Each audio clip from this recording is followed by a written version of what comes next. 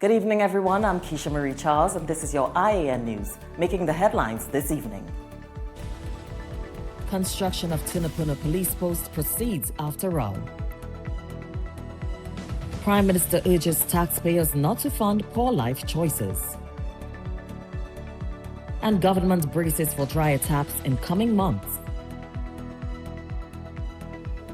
And it is mission accomplished for Club Sando as they pick up their first win at the Caribbean Club Championship. I'm James Saunders. I've got your sports coming up later.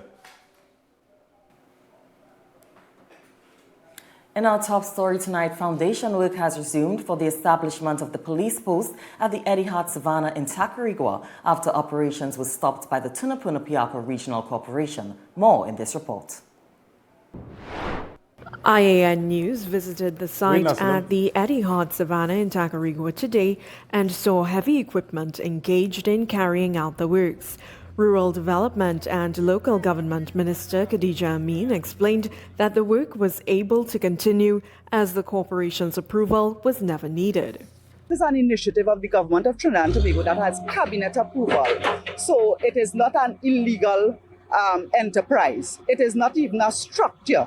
It is a mobile unit. It is not even a structure, So people bending issues over unauthorized structures. There are hundreds of unauthorized structures in this region. She clarified that the maintenance of the post would be the responsibility of the Homeland Security Ministry and would not require the input of the corporation. The Ministry of Homeland Security is doing all the work. So no regional corporation is required to put out any money or any manpower or anything like that. Minister I.A.N. called for people to put aside their political differences and focus on advancing initiatives to curb crime. Talisa Gurulal, I.A.N. News. Trinidad and Tobago can expect significant announcements on the energy sector from Prime Minister Kamla Persad-Bissessar in the coming days. That's according to National Gas Company Chairman Gerald Ramdeen, who says the government's plans for the industry are only beginning to take shape. Ramdeen made the disclosure during Friday's state grant handover ceremony between the Ministry of Land and Legal Affairs and the National Gas Company.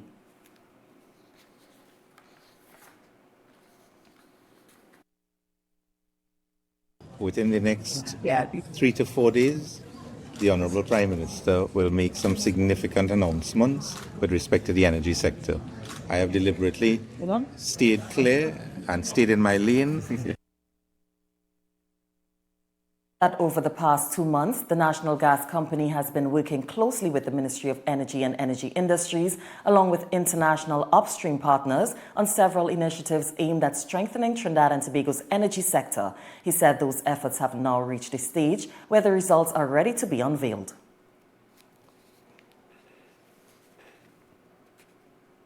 Results of those works are going to be announced by the Honourable Prime Minister, and she's the rightful person to be able. She's our leader, she's our Prime Minister, and the significant announcements that have to be made are rightfully to be made by her. And you don't have to wait very long for that. NGC chairman said the announcements come before next Thursday's post-cabinet media briefing, signaling what he described as another significant step in the government's plan for the country's energy sector.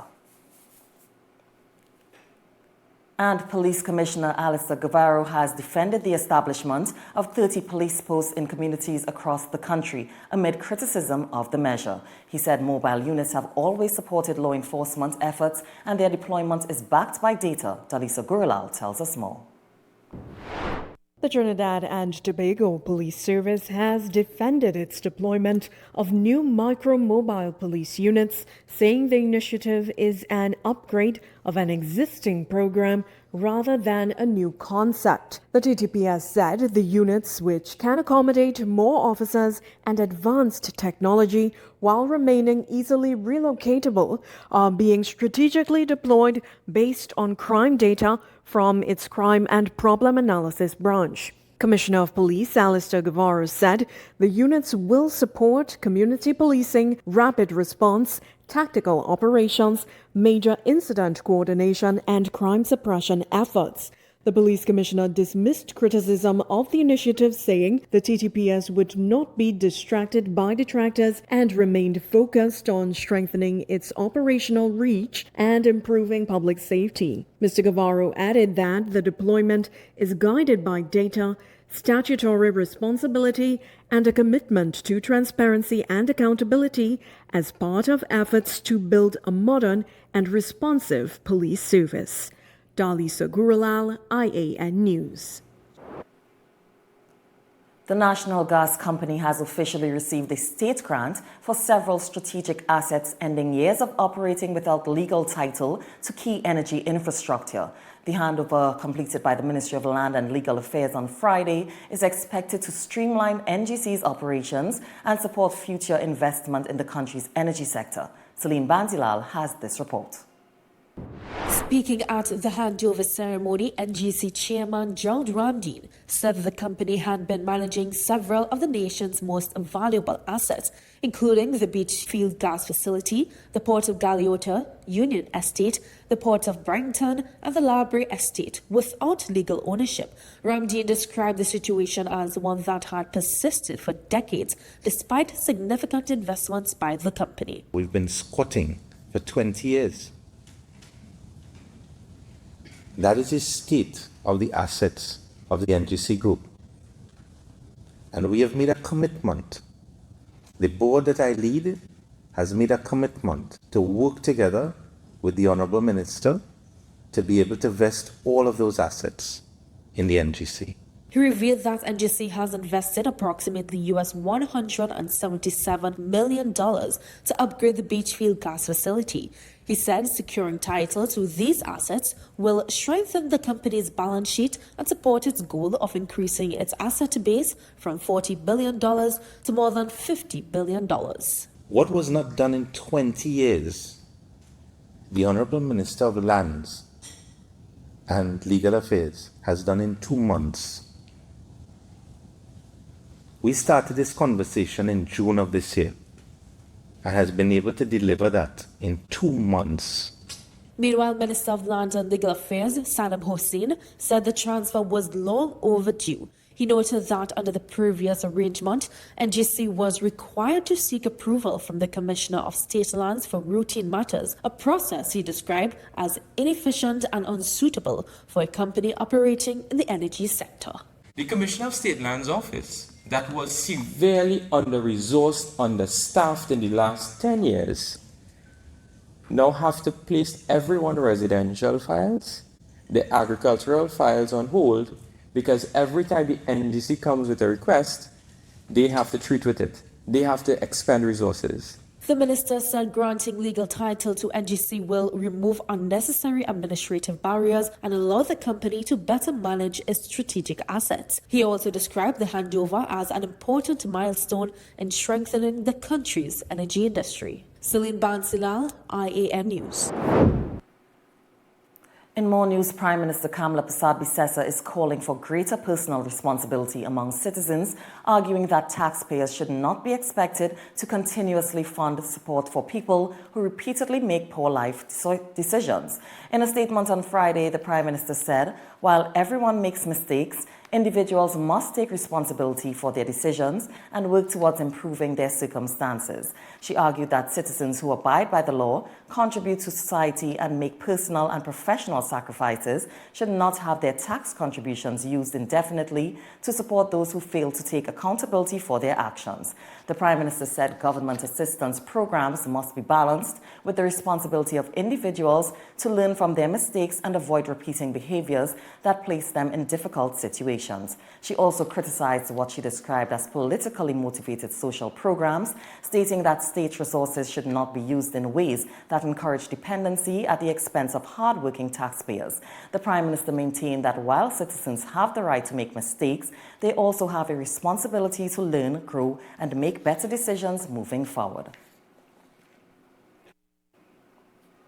And security cooperation between Trinidad and Tobago and the United States is being further strengthened following the activation of a new U.S.-led regional military task force.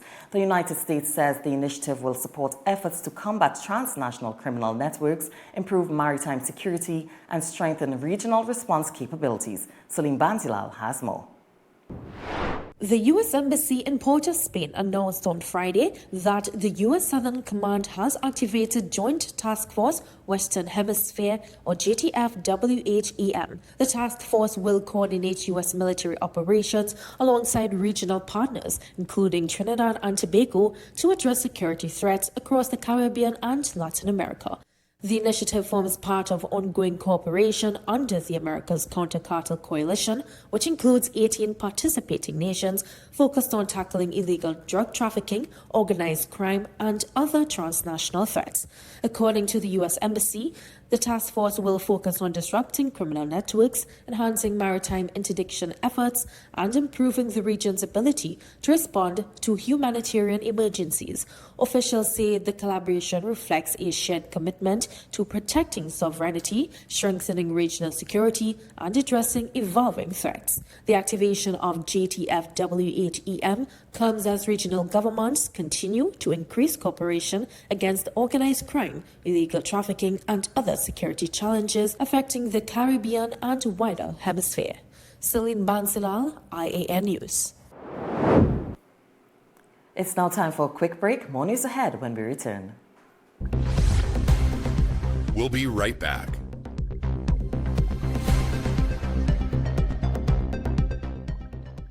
Do you have breaking news, community news, and upcoming events? Contact our newsroom at 226-1-I.A.N.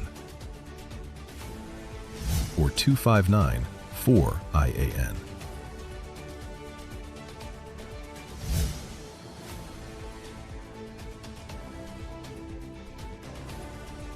or email us at iannetworknews@gmail.com. You can now follow us for breaking news on Instagram, on TikTok, on Facebook, and on YouTube. Follow us for breaking news. Follow us on Instagram. Follow us on TikTok. Follow us on Facebook. Subscribe on YouTube. Follow us for breaking news on Instagram, on TikTok, on Facebook, and on YouTube. Fair and Square, conveniently located near the Endeavour Chaguanas flyover. Shop now for all back-to-school and vacation essentials. We carry the widest variety at the best prices. Discover incredible value and a shopping experience that's fast, easy, and affordable. Fair and Square, your one-stop shop for all your household needs with safe and convenient parking. Any and everything all under one roof. 2 murders recorded in Trinidad and Tobago this year came from altercations, revenge attacks, and domestic disputes, not organized gang warfare. According to figures cited by the Prime Minister, altercations accounted for 40 murders, revenge for 30, and domestic disputes for 12. Since 2024, altercations, revenge, and domestic disputes have been linked to 371 lives lost. Many began as everyday disagreements that escalated beyond control. Some erupted suddenly, fueled by anger, jealousy, alcohol, or drugs. A few seconds of lost control created permanent consequences for entire families. Gang violence can be attacked differently. Security services can identify criminal networks, locate weapons, target known offenders, and disrupt planned activity. The figures show progress. Gang-related murders fell from 273 in 2024 to 122 in 2025 and 78 so far this year. That decline shows the impact of stronger national security operations under the state of emergency. But police cannot make personal choices for citizens. Years ago, the Archbishop of Port of Spain asked where all this anger was coming from and how ordinary citizens were helping to increase it. The country is reducing gang violence. Saving more lives now requires restraint, forgiveness, and the courage to walk away. Let love have the last word. Your dream home starts at Advertise Marketing Home Improvement Center. Whether you're building, renovating, or upgrading, we have everything you need. From stylish home decor, kitchenware, vanities, bed and bath essentials, outdoor furniture and mini appliances, to premium wrought iron products.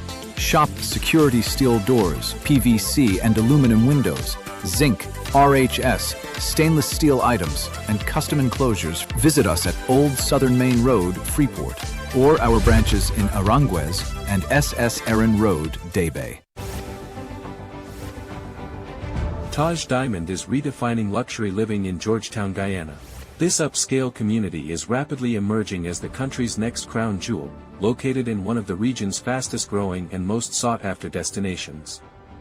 Perfectly positioned along the New Heroes Highway and the newly completed Busby Dam Road, Taj Diamond offers the ideal combination of convenience, connectivity, and prestige. And now, the vision is becoming reality. Construction is underway and progressing exceptionally well. From foundation to finish, every detail reflects superior craftsmanship, modern design, and exceptional quality, delivering unmatched value. Choose from stunning 3-story residences starting at just $499,000. Select from spacious 3, 4, and 5-bedroom homes offering up to 2,350 square feet of beautifully designed living space. Each residence features premium finishes, chef-inspired kitchens, elegant contemporary bathrooms, and private 2-car garages. Enjoy flexible payment plans, up to 50% in-house financing up to 10 years, and an optional leaseback income program designed to help maximize your returns. Developed by an internationally experienced team of licensed architects and engineers with more than 50 years of expertise and over 6,000 homes completed worldwide. Now is the perfect time to secure your place in this exceptional community before completion. To explore all developments, visit us today. We're back with the news on the I.A.N. network. Welcome back, everyone. The Water and Sewerage Authority is preparing for drier months ahead as El Nino is expected to bring reduced rainfall. This may put added pressure on the distribution system heading into the next dry season. Dalisa Gurulal has more in this report.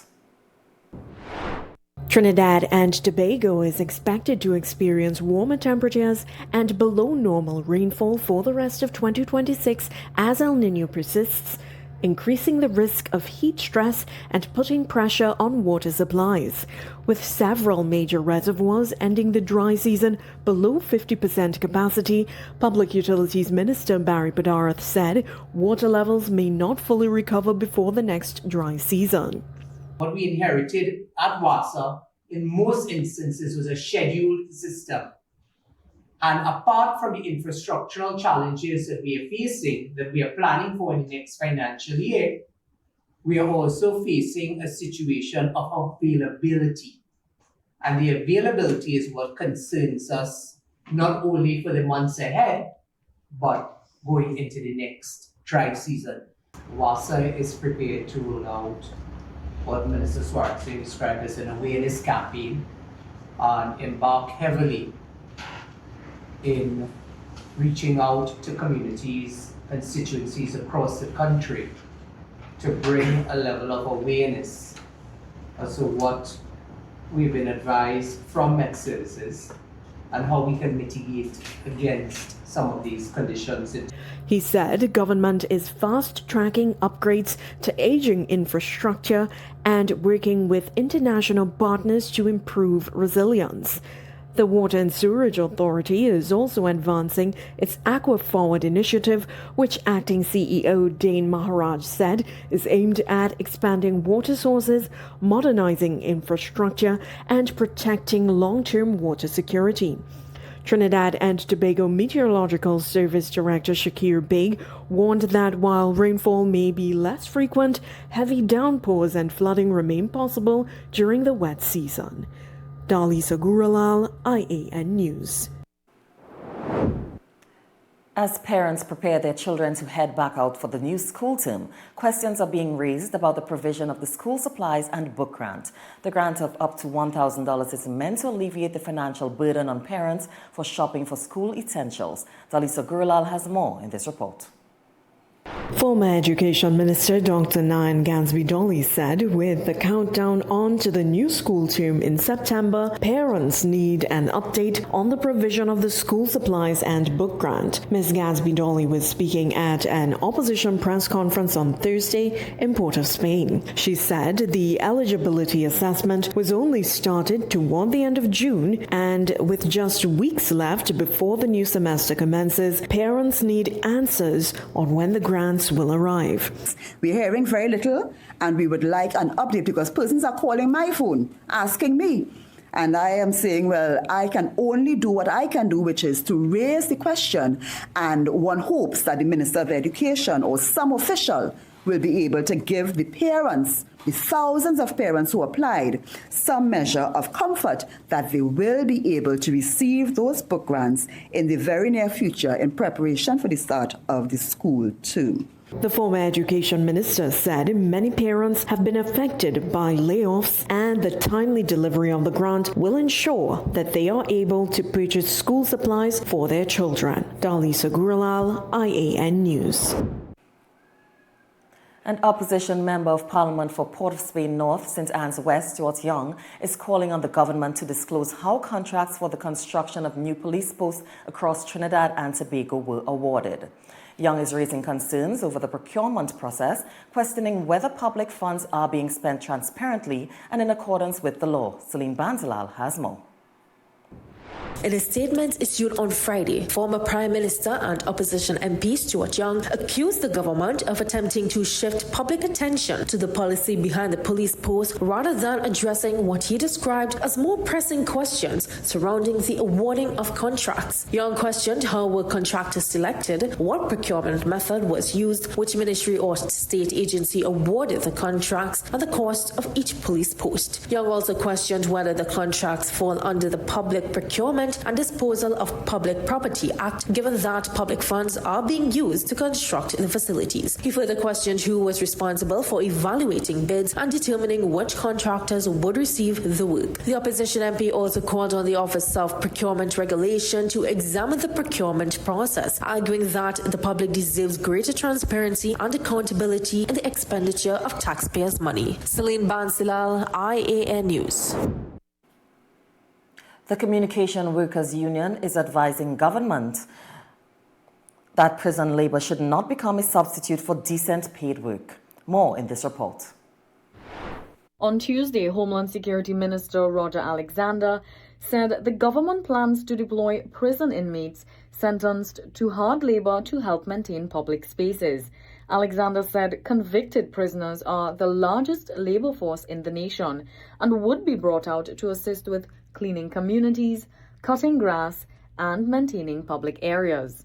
In a news release on Friday, the union's Secretary General, Joanne Ogier, said there is something fundamentally and gravely troubling about removing CPEP workers from the landscape and then proposing prisoners to perform public cleaning and maintenance work. The state cannot address unemployment with one hand while creating a source of cheap or unpaid labor with the other. She said trade unions must unapologetically and vehemently oppose any arrangement where prison labor becomes a substitute for jobs that should ordinarily be performed by paid workers. Ogier said properly structured prison work can provide skills, discipline, and a pathway to reintegration. However, rehabilitation must never become labor substitution or exploitation. We cannot allow a dangerous precedent where government discovers that incarceration provides cheaper labor than employment. This is not right. And bandits strike at the Diwali Nagar, and a Good Samaritan was sexually assaulted and robbed after offering a lift to a stranger. More in our crime roundup. A security officer was reportedly bound, assaulted and robbed while on duty at the National Council of Indian Culture's Diwali Nagar site in Endeavour, Chaguanas early Thursday morning. According to police, at around 1:30 a.m., the 47-year-old officer was returning to his booth after using the washroom when he said a metal object was pressed against the back of his neck. The suspect allegedly ordered him into the booth, restrained his hands and feet with rope and zip ties, and placed a plastic bag over his head. The officer was reportedly robbed of a Samsung A07 cell phone valued at $900, a wallet containing $1,500 in cash, a bank card, and national identification. The suspect allegedly struck the officer several times in the face before demanding the keys to the compound's gate. The victim said he later heard a vehicle entering the compound. Around 4:30 a.m., the officer managed to free himself and sought help from another security officer at Z's Indian Expo, where police were contacted. Checks later revealed several items belonging to the NCIC missing, including a power saw, Hilti tool, 2 toolkits, 2 cordless drills, and a chainsaw. A 27-year-old man was allegedly sexually assaulted and robbed after offering a stranger a ride along Rodney Road, Canoopia. Police said the incident occurred around 7:30 p.m. on August 5th when the victim was driving his Kia Pride along the roadway and stopped after being flagged down by the suspect. The suspect reportedly entered the front passenger seat and directed the driver to Crown Trace Enterprise, where he allegedly attacked him inside the vehicle. The suspect reportedly extended his right arm around the victim's neck, putting him into a headlock and forced the victim to perform sexual acts. The suspect then proceeded to steal the victim's wallet containing $200 in cash, his national identification card, driver's permit, bank card, and NIS card before fleeing the area. The victim reported the matter to the police the following day, and investigations are ongoing. And a 29-year-old cashier was granted $85,000 bail, while 2 other employees were remanded into custody after appearing before the South B Masters Court on Wednesday in connection with an alleged $18,941 supermarket theft. Jamila Simmons of Coffee Street, San Fernando, appeared before Master De Silva and reserved her right to plead before being granted bail. Her co-accused, Venezuelan nationals Eliseo David Sanchez Malave, 31, and Fabian Jose Manzano, 35, both porters, pleaded guilty to the charges. Bail was denied and they were remanded to custody. It's now time for sports, and James has all the action. And that's right, I've got the lights and camera to boot as we rev up the sport engine as Club Sando, well, they get a win on their maiden voyage. I'll talk about that and a whole lot more. We come running next with sport. We'll be right back.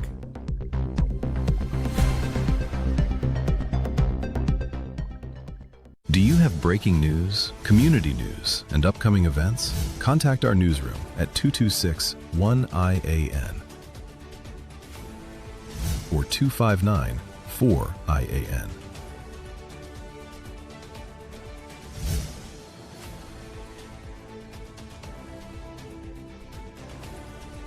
Or email us at iannetworknews@gmail.com. Fair and Square, conveniently located near the Endeavor Chaguanas flyover. Shop now for all back-to-school and vacation essentials. We carry the widest variety at the best prices. Discover incredible value and a shopping experience that's fast, easy, and affordable. Fair and Square, your one-stop shop for all your household needs with safe and convenient parking. Any and everything all under one roof.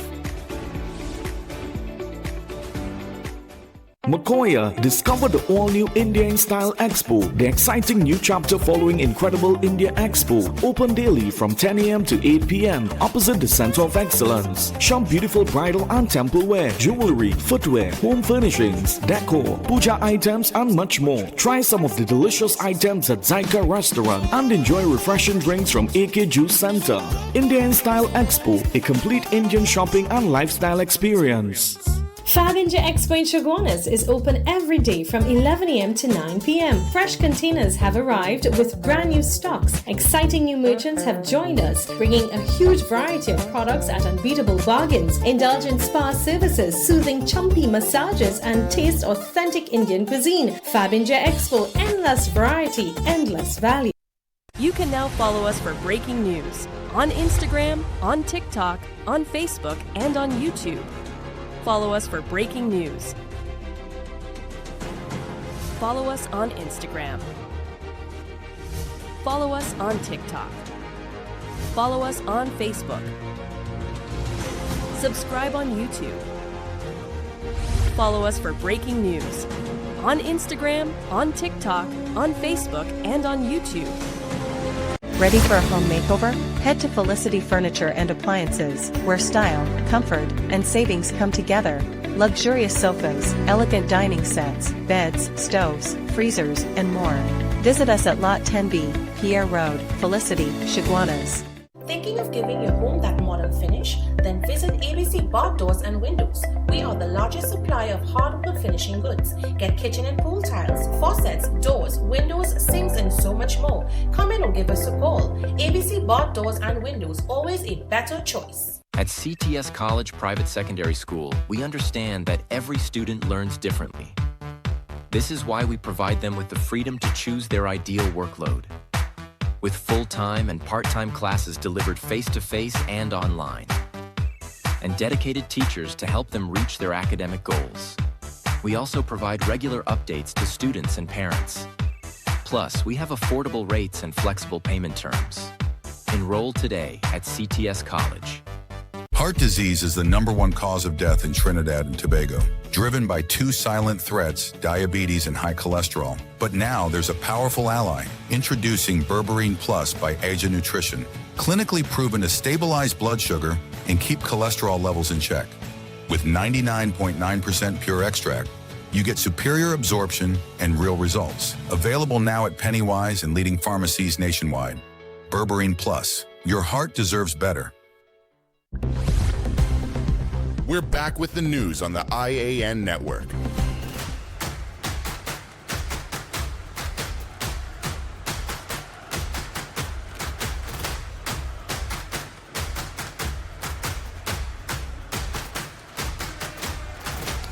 All right, ring the alarm and thank God it is Friday as a winning start and a historic night for one of TNT's clubs, Club Sando, as the South Base club marked its CONCACAF Caribbean Cup debut with a 2-1 comeback victory over Suriname's Brookie at the Hazley Crawford Stadium. Well, the local team would find themselves staring down the barrel early. This match played on home soil, of course, for the Club Sando, and they'd find themselves falling behind in the 35th minute as this one crept in the back door. Against the grain, Shaquille Cairo pushes a quality cross. And right Club to the path Sando responded through Luke Phillip after that handball. And he buried that cool as a snowman in the attic to make it 1-1 from a national youth player taking his chance from the penalty spot. And as the tide turned in the second half, Shaquille Henry headed home after that attempt from Phillip to put the match to bed in the 65th minute. The result giving Club Sando 3 valuable points and a dream beginning to its Caribbean Cup campaign. Have another look at that. Too hot to handle. There you go. Nice and easy lemon squeezy. Into Henry's path. And with the mission completed, Angus Eve reflected on his young squad's maiden performance. Everybody's just happy. It gives credibility for the work that we have been doing and had to do, because it was very, very difficult. Financially, it was difficult. You know, police, prison, and defense force, they have ambulance service, they have camp to stay, they have food. We had to find and scrape to get everything. We don't have a sponsor. Credit to Mr. Edison Dean to really, you know, he's back the team, he's back, the staff is back us. So everybody in the club is just really, really happy about getting the result and hopefully what we could do going forward into the tournament. And while the coach was happy for the win, he lamented the poor crowd turnout for his club's maiden game in the competition. I don't think sport is supported how it's been supported in the country for a little bit while. They have a cricket match in the Oval, it had 20 people. It had one of the best test match in Brown Lara Stadium with that 20 persons. So, you know, we really don't pay attention to sport enough in this country. I'm sorry to go off on a little bit of a tangent, but it's the truth. So these kind of crowds, we charge $20 today and we still can get 500 people in. So. And Eve further credited his young players while giving insight into the club's ambition in the tournament. We're trying to come out of the group. We would love in our first edition to come out of the group. That's our first target. And then if we meet that target, then we start to build again. But the first threshold is to come out of the group, and then we go again. And Sammy is a contented camper despite his team failing to win the recent test match against Pakistan in Trinidad. Well, the Windies won the first test at the Brian Lara Cricket Academy before losing the second test after a batting collapsed at the Queen's Park Oval. Despite the odds, Sammy says that he is still very happy about his team's result. We trust the process. We had an excellent series against Sri Lanka. We've both bat and ball, achieved some milestones that we had not achieved in a long time. Against Pakistan, we drew the series, but the look on everyone's faces was a bit of disappointment, knowing that what we should have done. But again, if we are honest and if we inside the group understand what success means for the test group, and I really want to commend all the players and the staff for trusting in the process, understanding what success meant for us as a group and not listen to the noise on the outside, and working towards achieving what we deem is success within the group with the caliber of players that we have. And while Sammy is contented with his team's performance, he lamented, or in fact, he admitted that there's still much to work on. Definitely got to work on our second innings total, a little bit, a lot more. But because of our consistent first innings totals, it has put us in positions to win games. And we keep getting 20 wickets in the test match, something I'm proud of. So I could see the progress and what success means to us as a test team, and I'm looking forward to finish up the year in Bangladesh with that test team, and giving other guys opportunities, as some guys opportunities as well. And one of Trinidad and Tobago's most established community road races is entering a new chapter.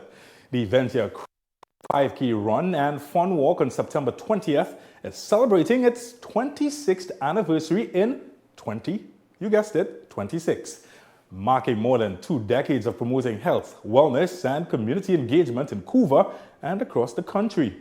What began as a grassroots initiative planned in 1999 and launched in 2000 has grown into a national event that now attracts runners, walkers, families, corporate teams, fitness enthusiasts from every corner of Trinidad and Tobago.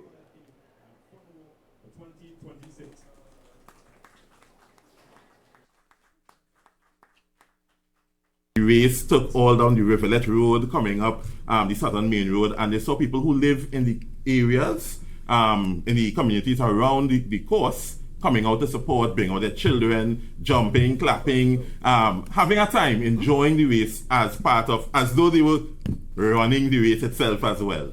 And that's how it started. And to date, up to last year, we still saw people within that, on the boulevard in Point Lisas, still coming out to support, bring out children early. When the music truck passed, they were out there jumping up, taking pictures with the runners. I mean, everything is social media now, right? People were going live. And that's what the race is all about, embracing the community. Venture Credit Union has always had. Well, this year's edition promises more than just another race, and organizers unveiled a new challenge trophy and teased a major announcement aimed at taking the event to the next level. The race itself is quite an attractive feature, but you see the race village after. That's where you see on social media, every weekend you have 5Ks and you see everybody come for the sponsors and the goodie bag. Venture has so much entertainment. On the race, we also have the music truck. So the race goes off, then there's the fun walk aspect. And of the 2,600, 600 are the walkers. Because there are people who if we're being honest with ourselves, we're not running any 5K, right? We coming to walk and enjoy with the family. So the fun walk aspect follows the music truck. Now, you're not obligated to follow the truck. You can walk ahead if you want to competitively walk or pace yourself. But the truck allows for that exhilaration on the course to keep you moving, to keep you driven, to keep you apace. And after a successful comeback from the pandemic and record demand in recent years, the message, well, it's clear that this is no longer just a community run. For Venture, we see this as really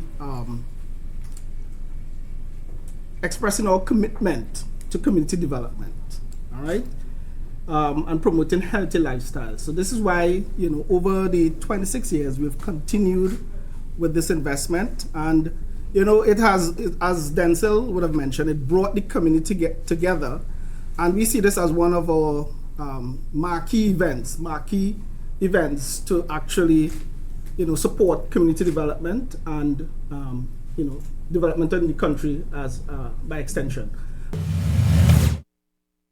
All right, that is all in my sport goodie bag, and all that's left to do is wish you a happy Friday. For the team, I'm James Saunders. I'll catch you later.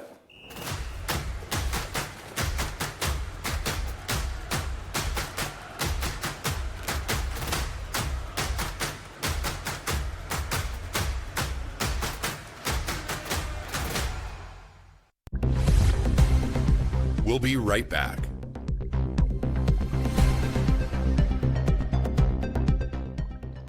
Do you have a business that you want people to know about? Imagine placing your brand in front of an audience that's already engaged and locked in. With over 154 million views monthly across YouTube and Facebook, and over 5 million views daily on both platforms, based on official analytics. Now we're bringing that same audience to I.A.N. News. If they've seen your products on the Ian Show, imagine the impact when they see them on the news. Reserve your spot in the news and book your monthly packages now. Parents, listen up! Your next grocery run could be the chance for you to win big with Facade the Food King and Bright Ideas. Win your share of $75,000 in book grants. That's 75 lucky winners taking home $1,000 each to help with books, stationery, and back-to-school expenses. Every $300 or more spent at any Facade the Food King supermarket or Bright Ideas location, you'll receive an entry form. Complete it and drop it in the entry box provided in store. Promotion ends August 19th and is NLCB approved. 15 winners chosen every Saturday starting July 25th. Shop, enter, win weekly with Facade the Food King and Bright Ideas, making back to school easier for every family. Quality value, that's our way. The real Facade's, we're here to stay. The Food King Facade's. Neo Eyewear Limited, a leader in the eyewear business with complete glasses which include frame, lens, and eye test for only $395. We have one of the largest selections of frames and brands for you to choose from, such as Gucci, Tom Ford, Balenciaga, St. Laurent, and even the Ray-Ban Meta glasses. Conveniently open from Sunday to Sunday from 9 a.m. to 6 p.m. So visit us at 91D Main Road, Montrose Mall, or M6 Plaza, Endeavour. Feeling safe should not depend on how far you live from the nearest police station. That is why the government is establishing 30 new police posts across Trinidad and Tobago. Each police post will bring police and military personnel closer to the communities they serve. They will cover major roads, transport routes, busy junctions, and other important locations. They will support existing police stations, strengthen patrols, and widen the national security network. And more officers are coming. New recruits are joining the Trinidad and Tobago Police Service. That means more trained officers available to protect communities and respond when citizens need help.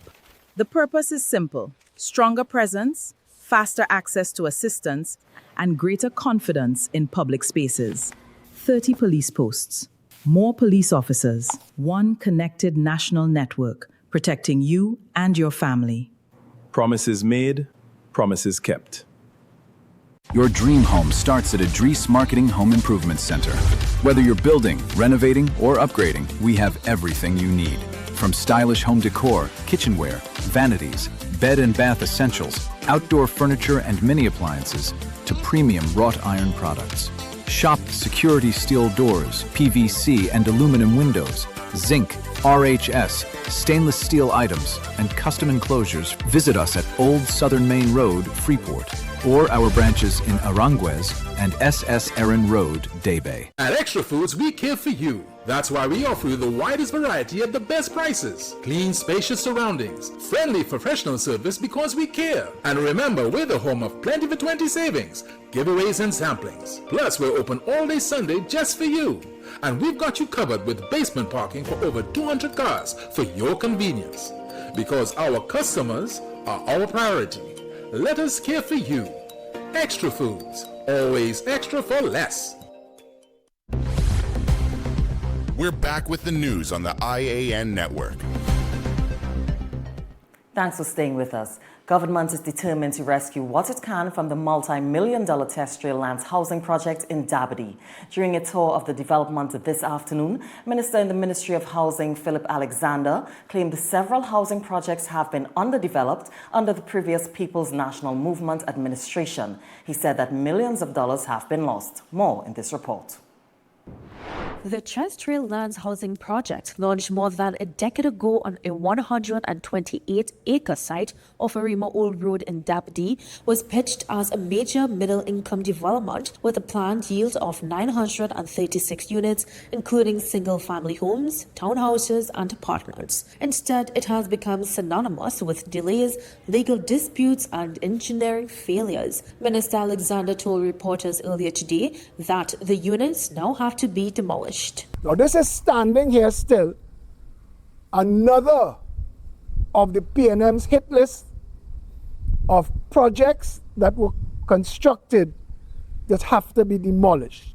A lot of work that we are undertaking right now is demolishing failed projects that the PNM left. Head of the Housing Development Corporation's investigation team, Ms. Penny Sega Mirage, said there are several costly defects at Terrestrial, including a 110-unit townhouse package where more than half the units were flagged for demolition after HDC engineers found them structurally unsound. I was part of the team in charge of doing the investigations to decide whether the buildings are able and fit for human use.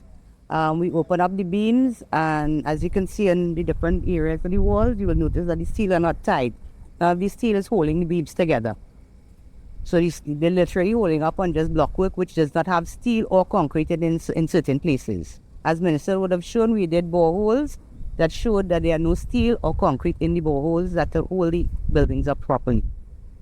Minister Alexander said there will be a multi-million-dollar cost to taxpayers to demolish the unfinished infrastructure.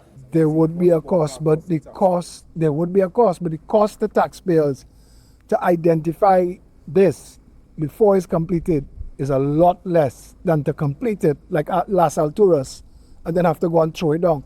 There's a multi-million-dollar cost to demolishing this, you know. This has to be demolished. This is valuable housing land that is not available to the Housing Development Corporation because these derelict townhouses are still occupying the space. There's nothing here to continue. There's nothing here to continue. This is worse than if this was plain land. It's easier to build on plain land. We're not even sure of the infrastructure. We're not even sure of the drainage and the underground drainage and the cable boxes. We have to look the Wasanitas. With demolition and remedial work now on the table, the government says it is determined to rescue what it can from Terrestrial while moving forward with its larger affordable housing strategy, even as questions remain about how such widespread flaws were allowed to exist. Celine Banslal, I.A.N. News. It's now time for our business brief with Dalisa Gurlal.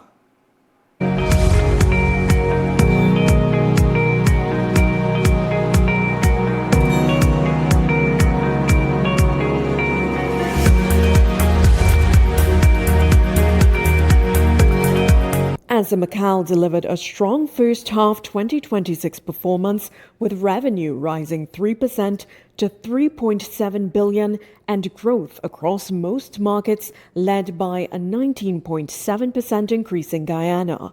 Improved trading and strategic asset sales drove higher profitability, with adjusted EBITDA up 8%, profit before tax from continuing operations up 25%, and earnings per share increasing 50%, while beverage and financial services were the strongest performing sectors. The group also strengthened its financial position by repaying 683 million in debt, earning strong carry-risk credit ratings that reflect its resilient earnings, prudent capital management, and market leadership. As Macau advanced its sustainability agenda by introducing group-wide ESG targets focused on safety, waste management, and renewable energy.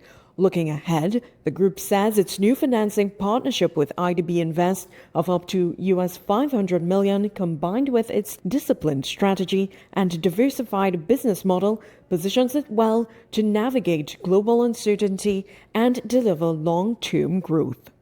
One Caribbean media group remained profitable in the first half of 2026 despite a challenging operating environment, with a lower revenue and profit before tax reflecting softer advertising demand and technical issues affecting a major solar installation.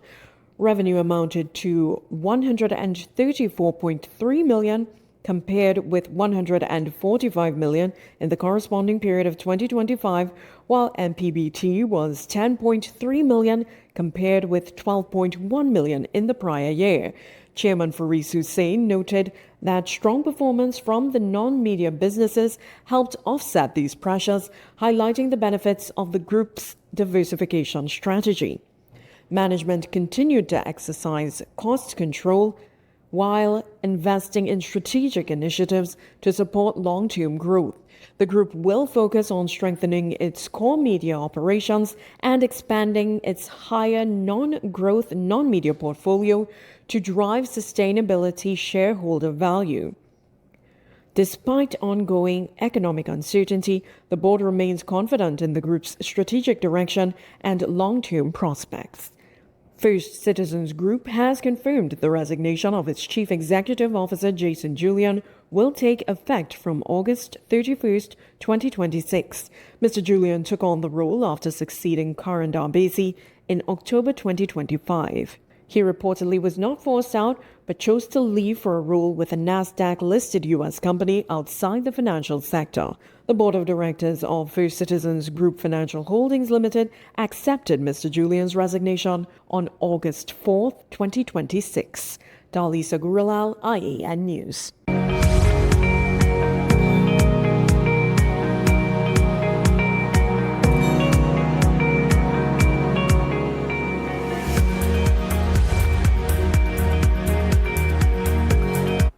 Motorists traveling through Diego Martin and surrounding areas are being warned to expect temporary traffic restrictions and possible delays next week as pavement marking works get underway along sections of the Western Main Road and Diego Martin Highway. Here's more.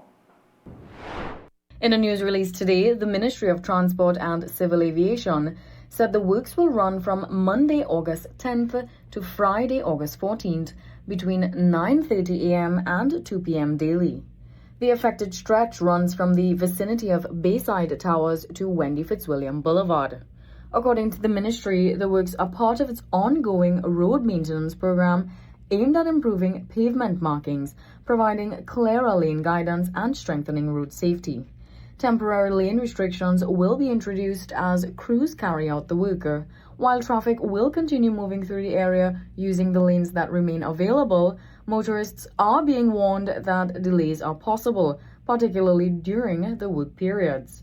Drivers are being urged to approach the affected areas with caution and obey temporary traffic signs, as well as instructions from authorized traffic control personnel. Trinidad and Tobago will mark the third installment of World Steel Pan Day on Tuesday, August 11th, with a full day of performances, cultural activities, and youth showcases. More in this report. In a news release earlier this week, Pan Chunbego said the theme for the third World Steel Pan Day celebration is Rhythm and Rise, Youth, Discipline, Culture, Community. This year, the celebrations kick off at 10 a.m. at the Massey Trinidad All-Stars Steel Pan Orchestra Panyard, where the next generation of steel pan excellence will take center stage with performances by Old Tech Steel Orchestra, Kimberly's Royal Steel Orchestra, Bonnier Rhythm Rockers, Calamo Kings, Hilltoppers, and Cordettes. At 1:30 p.m., participants will assemble for the symbolic ancestral walk, departing the Massey Trinidad All-Stars Steel Orchestra Panyard and journeying through the streets to the BP Renegade Steel Orchestra Panyard on Charlotte Street. From 2:15 p.m., celebrations continue at the BP Renegade Steel Orchestra Panyard, featuring performances by Bars of Steel, Legacy Steel, San Juan North Secondary, and Symphonics Youth Steel Orchestra. The day's grand finale begins at 5:30 p.m. on the Queen's Park Savannah Port of Spain, where 14 of the nation's outstanding youth steel orchestras will deliver an unforgettable showcase. Administration to all events is free. Celine Ban Silal, I.A.N. News. And the students opened fire at a high school outside Bangkok on Friday, killing at least 5 people and wounding more than 20, according to authorities, who said he also appeared to have killed his 2 grandparents at the family home earlier in the morning. The 14-year-old shooter took his own life at the school. More in this report.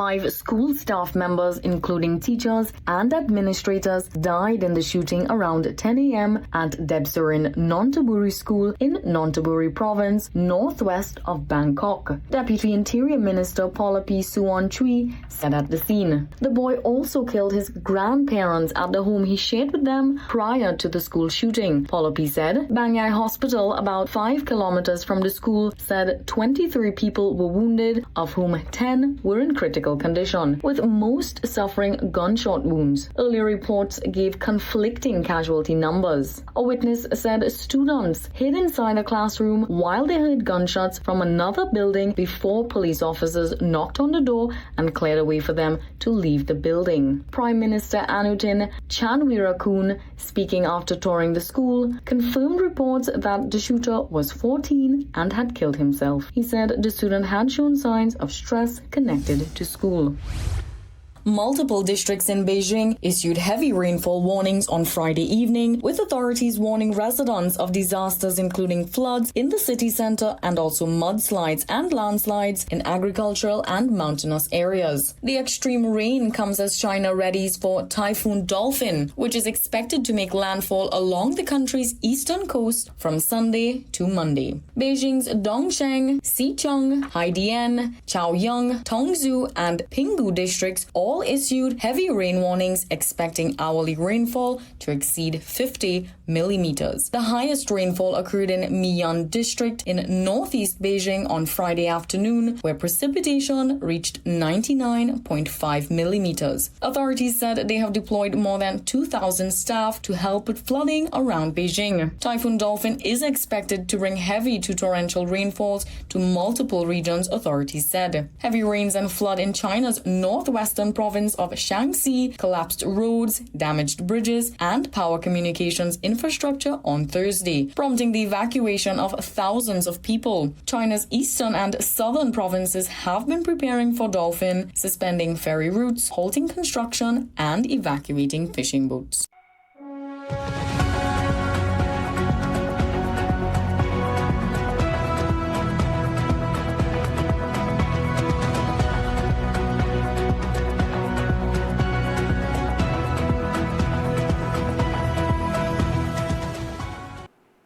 It's now time for the weather forecast.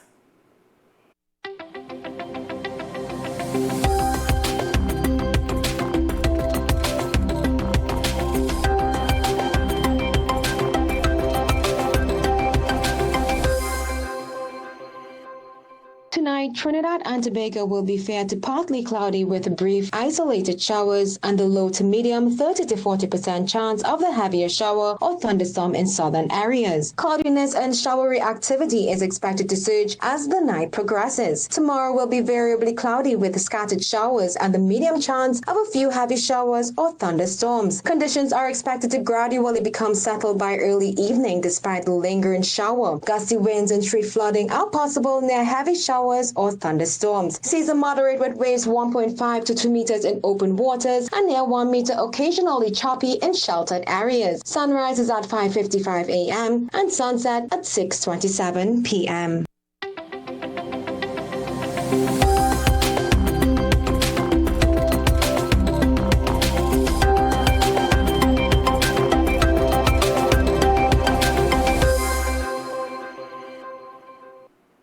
And that brings us to the end of our newscast. I'm Keisha Marie Charles. On behalf of all of us here, thanks for watching and have a good night. And be sure to check us over the weekend for our 7 p.m. newscast. Stay tuned.